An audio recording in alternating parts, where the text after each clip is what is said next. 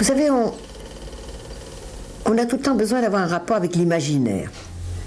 Alors, où c'est le rêve pur et dur qu'on a eu ou qu'on a espéré avoir, ou c'est la rêverie qui est entre deux, ou ce sont les imaginaires des autres, leurs rêveries. Et vous parliez aussi des débuts comme ça. Ce qui m'a beaucoup influencé quand j'étais jeune, c'était les surréalistes. Ce qui nous inspire, ce sont des images qui mettent en mouvement l'imaginaire. Vous êtes allé reproduire cette image qui est faite d'un collage surréaliste autour d'une image de Magritte, bien sûr, et tous les surréalistes ont les yeux fermés, on ne va pas les nommer, et le texte de Magritte, c'est « Je ne vois pas la femme cachée dans la forêt ».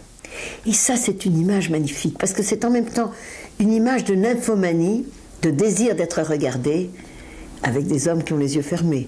C'est-à-dire que c'est une image intérieure de rêve, de nymphomanie, de désir et de silence. Elle met en route ce mouvement intérieur.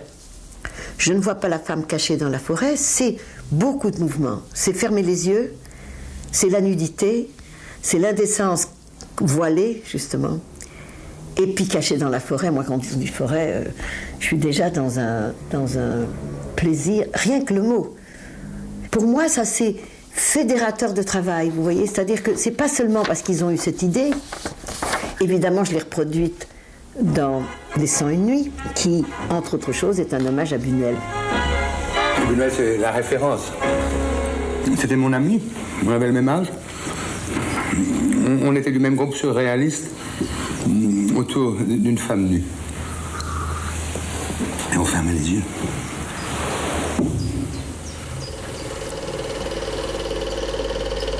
Ce qui est le plus important au cinéma, c'est le désir.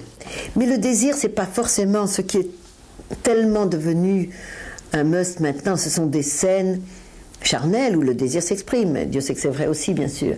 Mais si vous voulez, à mon avis, le plus intéressant, c'est d'arriver à exprimer, ou à montrer, ou à comprendre, ou à sentir un désir qui n'est pas forcément des fesses, des seins, des mains, du déshabillage.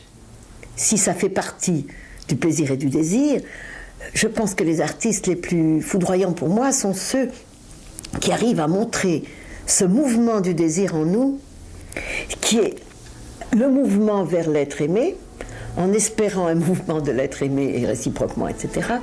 Et quel désordre crée ce mouvement. Alors, désordre de mémoire, désordre de présence.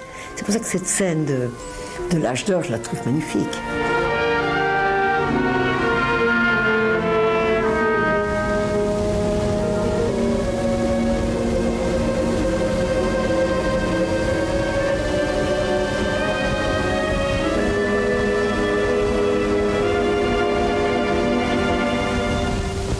Son Excellence, le ministre de l'Intérieur vous demande au téléphone.